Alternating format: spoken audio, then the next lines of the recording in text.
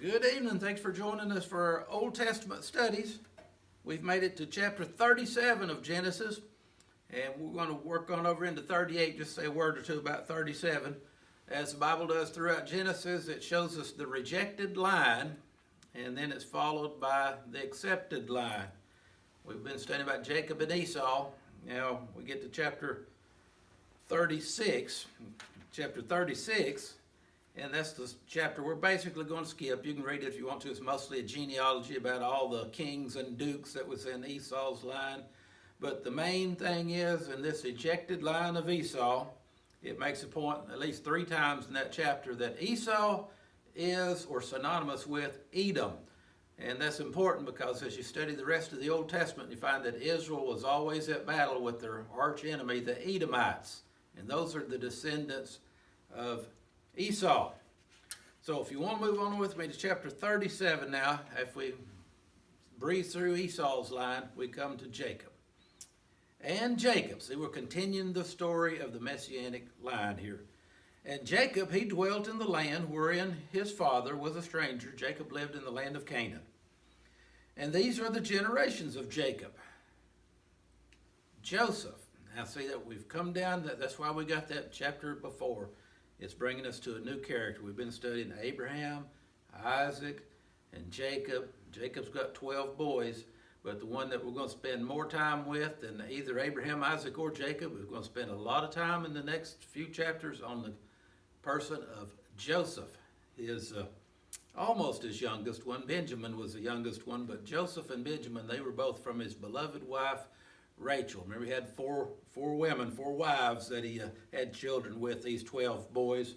We're going to find out also he had lots of daughters too. We just know the name of one of them was Dinah, but there were several of them, the Bible tells us.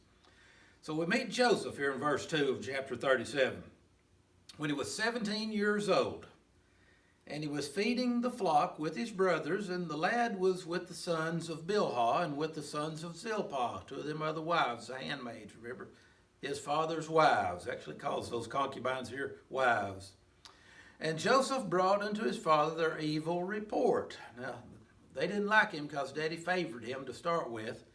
And now we're going to find out that they look at him too as a tattletale. Joseph brought to his father his brother's evil report, or bad news. Now Israel loved Joseph more than all his children. That's Jacob's new name, right? Israel, God gave him. Because he was the son of his old age, and he made him a coat of many colors. And when his brethren saw that their father loved him more than all his brethren, they hated Joseph. They hated him to the point they could not speak peaceably unto him. And Joseph didn't help matters. He dreamed a dream, and he told it to his brethren, and they hated him yet the more. Because here's the dream. He said unto them, Hear, I pray you, this dream which I've dreamed. For behold, we, all of us boys, we were binding sheaves in the field. They were gathering wheat and wrapping them up into the shocks and standing them up. Get that picture in your mind. They're all binding up their shocks or sheaves in the field. And he says, And lo, my sheaf arose, and it stood upright. And behold, your sheaves stood round about and made obeisance to my sheaf. All your sheaves or shocks bowed down to mine, the one that represented me. And his brethren said to him, Shalt thou indeed reign over us? And shalt thou indeed have dominion over us? And they hated him yet the more. The hatred layers are building, right? For his dreams and for his words. Verse 9 says, And he dreamed another dream. It's going to get worse, right? And it was told to his brethren. He said, Behold, I've dreamed a dream more. Another dream. And he said, Behold, the sun and the moon and the 11 stars made obeisance to me. The sun and the moon and 11 stars bowed down to me. It was obvious he was talking about, it looks to me like Mom and Dad and all of his brothers were bowing down to him. Now, remember, we're going to see the fulfillment of these dreams in chapters later when they're coming down to Egypt and bowing down to him. They didn't know who he was, but he's the man they had to go see to get food when they went down there. But these are the beginning of these things. God sent dreams and they came true. But when he told them to his family, they didn't like it back here when he was just a 17-year-old kid. And he told it to his father and to his brethren, and his father rebuked him and said unto him, What is this dream that thou hast dreamed? Shall I and thy mother and thy brethren indeed come to bow down ourselves to the earth? And his brethren envied him, but his father observed the saying. He rebuked him, but he filed it away in the back of his mind, kind of like Mary did when Jesus was a baby, and some of the prophecies were spoken of him, and said she kept these things and pondered them in her heart. She hung on to them. Jacob's doing the same thing, now called Israel, doing the same thing about his son Joseph. And his brethren went to feed their father's flock, verse 12, in Shechem, way up north of home. And Israel said to Joseph, do not thy brethren feed the flock in Shechem? Come, and I'll send thee unto them. And he said to him, here am I. Okay, Dad, I'll go. And his dad said, go, I pray thee, see whether it be well with your brethren and with the flocks, and bring me word again. So he sent him out of the valley of Hebron, and he came to Shechem. He couldn't find him there. He's wandering around looking for him. Verse 15.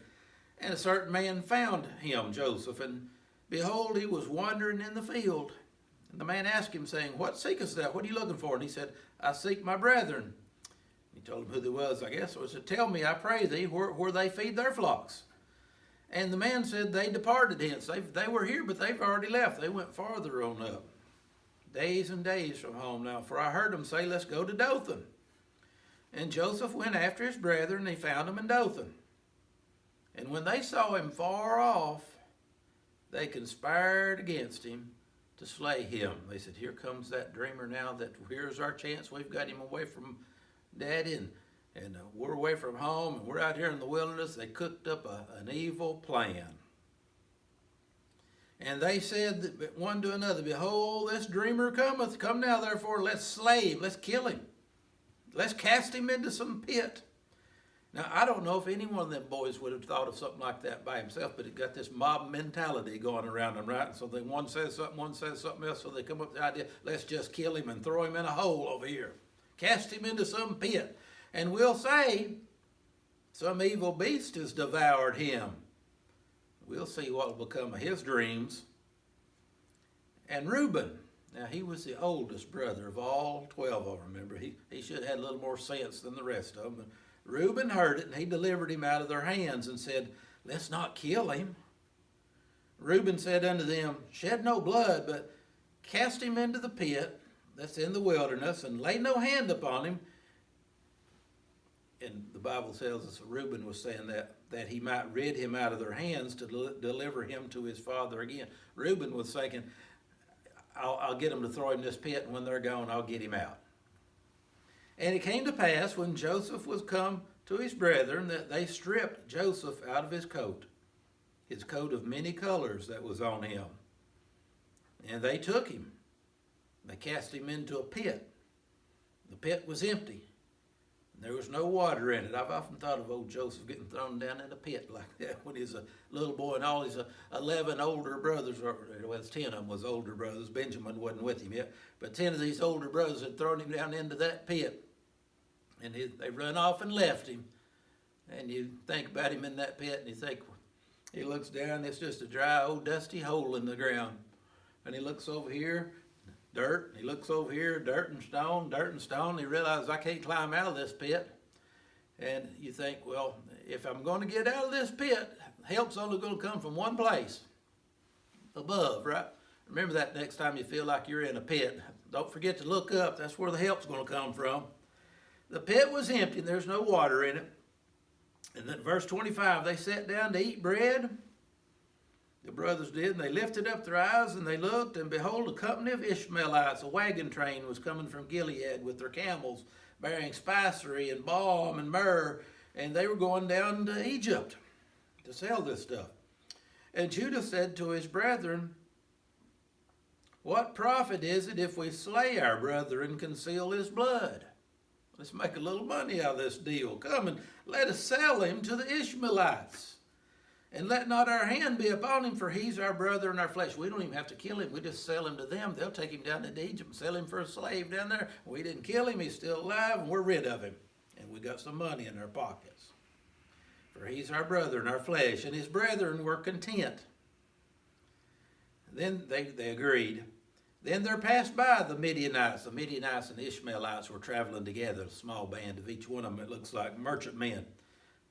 And they drew and they lifted up Joseph out of the pit, and they sold Joseph to the Ishmaelites for 20 pieces of silver. And they brought Joseph into Egypt. Now, we could go all through the story of Jesus, and there's so many the story of Joseph, and there's so many parallels with Joseph and Jesus. And one of them I've often thought about here is they sold him for 20 pieces of silver.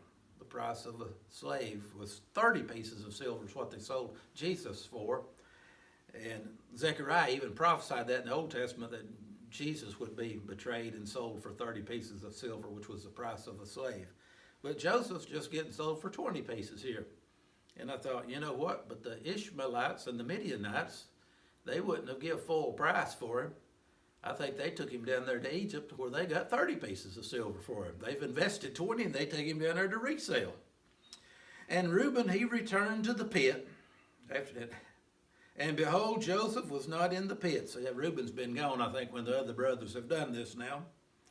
And he goes back to get him out of the pit, and his brother's gone. And behold, Joseph was not in the pit. And Reuben rent his clothes, and he returned to his brethren. And he said, the child is not, and whither shall I go? What'll I do? He's the oldest. He knew he's going to be held responsible for my dad when he gets home. And they took Joseph's coat. They cooked up a little plot, see. They killed a little kid of the goats. They dipped that coat in the blood.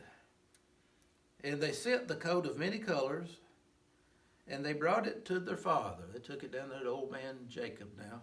They've got this old bloody coat. He recognizes that beautiful coat of many colors that he gave his son personally. Now it's got blood all over. And they said, we found this. And Daddy's probably said, well, I sent him up there to check on you. And they're probably saying, well, we never saw him, but on our way back home, we found this coat of many colors with blood all over it. They're deceiving him, right? Now, the world sometimes says what goes around comes around. The Bible says you reap what you sow. The world calls it karma sometimes, but the biblical principle is, behold, God is not mocked. A man shall reap what he sows. Remember what old Jacob was doing in his younger days? It involved a little kid goat too. Remember they killed that goat and put that on his arms because his old daddy Isaac was about blind, and he wanted to deceive him because his brother had hairy arms, and he knew Daddy would touch his arms. This deception from his childhood has come all the way back around. Now his children are using that deception on him. You'll reap what you sow. He said, they told him, said, this we have found. Know not whether it's is this Joseph's coat? 33. And he knew it and said, it is my son's coat. An evil beast has devoured him. Joseph's without doubt rent in pieces. And Jacob rent or tore his clothes, and he mourned. His Old Testament signal, outward sign of the inward mourning. He sat in sackcloth and ashes. He put sackcloth upon his loins and mourned for his son many days. And all his sons and all his daughters, see, there's that plural. We find out there's more girls than Dinah was. All his sons and all his daughters rose up to comfort him. But he, Israel/Jacob, he refused to be comforted. And he said, for I'll go down into the grave, mourning my son. Thus his father wept for him. And the Midianites sold him, Joseph, into Egypt to a fellow by the name of Potiphar. And Potiphar, he was an officer of Pharaoh's and a captain of, it's like Pharaoh's general of his army here. And we're going to leave old Joseph right there and pick back up with him next week. We find him, the scene shifts from Canaan down into Egypt, and that's where we're going to be for a while now. See you next week.